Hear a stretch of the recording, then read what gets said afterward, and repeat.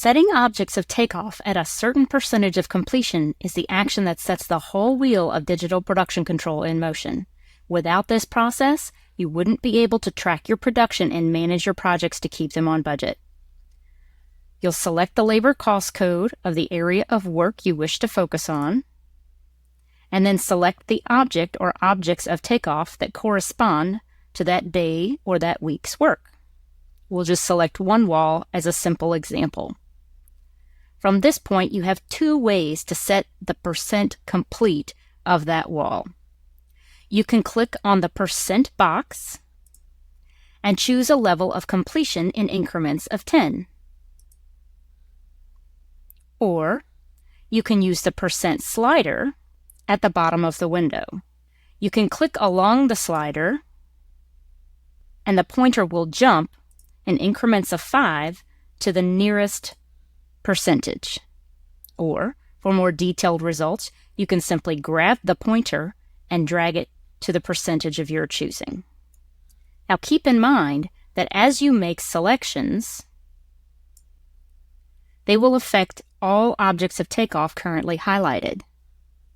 So if this object is already selected at 42, but I go to change these to 20% complete, all objects selected will change to 20%. As opposed to unselecting the objects first so that they're no longer highlighted in yellow, and then selecting a new group of takeoff to complete.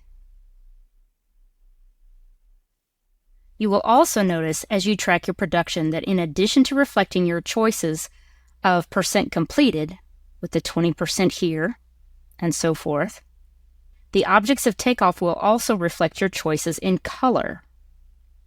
Blue will indicate any objects not yet started. Green, with the crosshatch design, will indicate any objects which are partially completed, while solid green indicates those areas that were completed within budget.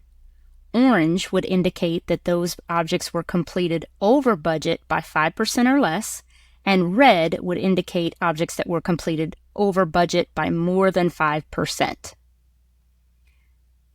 Depending on how quickly you want to be able to respond to production issues that may compromise your project's profitability, you can opt to track your production on a daily or a weekly basis. Keep in mind that you may only track production on the current day's date.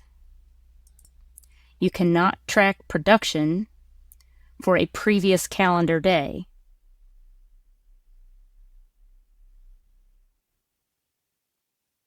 Therefore, if you decide to track your production on a weekly basis, you will be selecting a percentage of completion that reflects the accumulated total of production for that week, but you will be recording it all in one day. Once you've finished recording the percent of work completed, it's time to go and track the hours it took to complete that work. See our tutorial on the time card tab for that next piece.